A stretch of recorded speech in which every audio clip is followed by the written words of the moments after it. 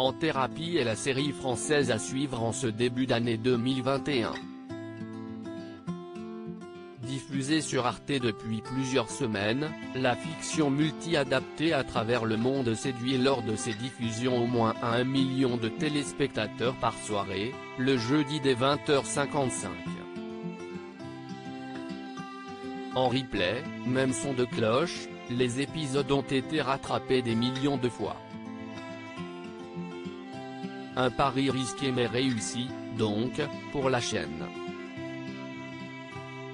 Grâce à des intrigues fortes, des réalisateurs de premier plan, Éric Toledano et Olivier Nakache, et un casting 5 étoiles, Carole Bouquet, Mélanie Thierry, Clémence Poésy, Céleste Brunkel, Pio Marmaille, Frédéric Pierrot, Reda Kateb, le public s'est facilement laissé embarquer chez le psy.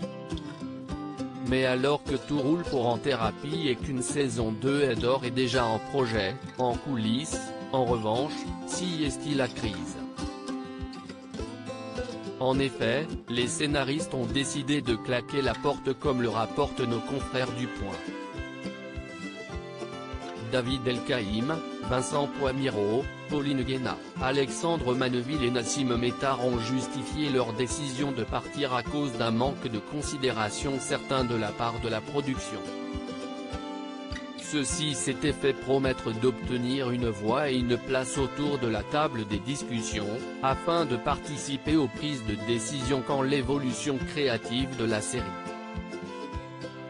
Le groupe souhaitait aussi être crédité à la direction artistique ou à la coproduction d'En thérapie. Mais les producteurs n'ont visiblement jamais tenu parole. Les scénaristes d'En thérapie se retirent du projet au journal Le Point. Vincent Poimiro explique avec amertume, après 25 ans de métier, croire encore en la parole d'un producteur, il faut être idiot. Notre apport était quand même essentiel, nous voulions juste qu'il soit crédité comme tel. Et puis si est important pour les auteurs, d'un point de vue artistique, d'accompagner ce genre de série pendant le tournage, jusqu'au bout.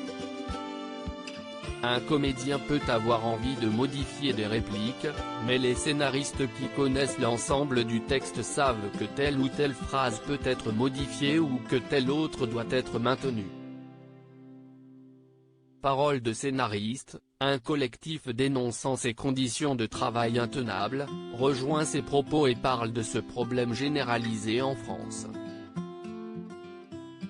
Cette prise de position aidera-t-elle à faire bouger les choses dans l'avenir ?